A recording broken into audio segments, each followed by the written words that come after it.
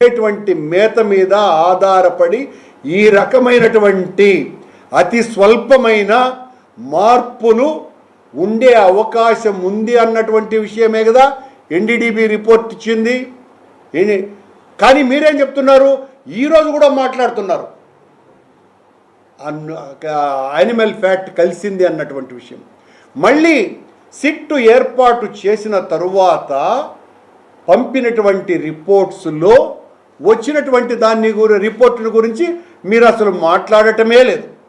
మాట్లాడకపోగా మీరు ఏదైతే ఆవు కొవ్వుతో నెయ్యి కలిపినారు, ఆవు కొవ్వుతో లడ్డూలు చేసినారు అని చెప్పినారో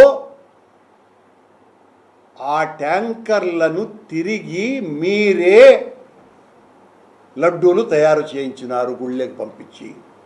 అది కూడా సిట్ రిపోర్ట్లో ఉంది కదా. ఏ ఆవు కొవ్వు అని మీరు చెప్పారో ఎన్డీడీబీ రిపోర్టు ప్రకారం ఆవు కొవ్వుతో లడ్లు తయారు చేశారని చెప్పారో ఆ 4 ట్యాంకర్ల రిపోర్టులో ఏదో కొరియా నుంచి వచ్చినటువంటి వీళ్ళ సొంత కవిత్వం. కొరియా నుంచి మేము కొద్దిమందిని అడిగినాము, మా ఎక్స్పర్ట్స్, ఇంత ఎక్స్పర్ట్సే 1 సంవత్సరం అంతా కూడా మొత్తం అన్ని పనులు మానేసి మొత్తం విచారణ చేయించినటువంటి వాళ్ళ విచారణ కాదంట. పయావుల కేశవు, చంద్రబాబు నాయుడు వీళ్ళిద్దరూ సొంతంగా మేమిద్దరము అడిగినటువంటి ఎక్స్పర్ట్స్ కొరియా నుంచి వచ్చినటువంటి శాంపుల్స్లో యానిమల్ ఫ్యాట్తో తయారు చేసినటువంటివి అయ్యుండవచ్చును అని మళ్ళా మేము చాలా బాధపడిపోతున్నాం భక్తులకు ఈ విషయాలన్నీ చెప్పటానికి అని అసమానమైనటువంటి నటనను ప్రదర్శిస్తూ తమకు అనుకూలంగా మార్చుకోవటానికి కాదయ్యా. ఈ రోజున సిట్టులో వేసినటువంటి 2 అధికారులే కదా తీర్పు ఇచ్చింది, విచారణ చేయించింది. సిబిఐ నేతృత్వంలో ఉన్నటువంటి సిట్లో వాళ్ళు ఇచ్చినటువంటి విచారణ ఏం చెప్తోంది? ఎక్కడ యానిమల్ ఫ్యాట్తో లాడ్తో అంటే పంది కొవ్వుతో చేప నూనెతో లడ్లు తయారీ కాలేదు అన్నటువంటి విషయం వాళ్ళు స్పష్టంగా చెప్పినారు. దానికి చంద్రబాబు నాయుడు గారు ఈరోజు ఒక కొత్త కలరింగ్ ఇస్తున్నాడు.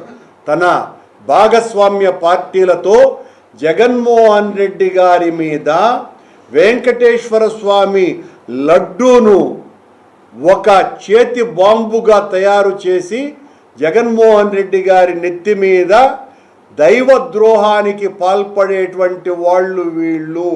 ఇదేదో డబ్బులకు సంబంధించిన విషయం కాదు, పని కట్టుకొని డెలిబరేట్గా దైవద్రోహానికి పాల్పడేటువంటి చర్య ఇది అని మాట్లాడుతున్నారు.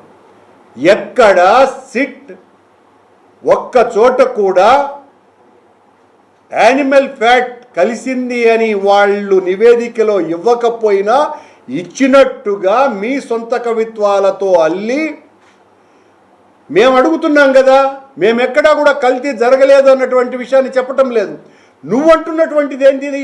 1 సంవత్సరం కాలగా పంది కొవ్వు, ఆవు కొవ్వు. ఈరోజు కూడా పవన్ కళ్యాణ్ ఎంత దారుణంగా మాట్లాడినాడు.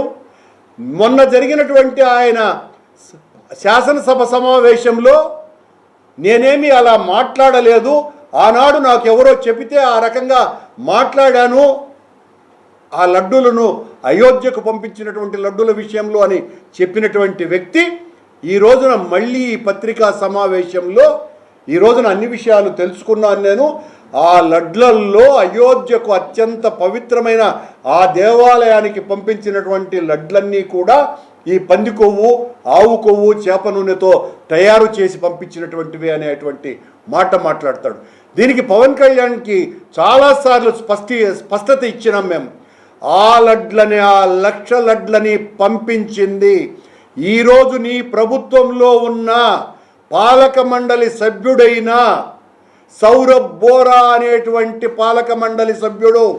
ఆయన నేను డొనేట్ చేస్తానునని 30 లక్షల రూపాయల ఖరీదు చేసేటువంటి నెయ్యిని అందించి ఆ నెయ్యితో ఆ 1,00,000 లడ్లు నేను రాముడికి భక్తుణ్ణి అని ఆయన తయారు చేయించి పంపించినటువంటి లడ్లు అవి.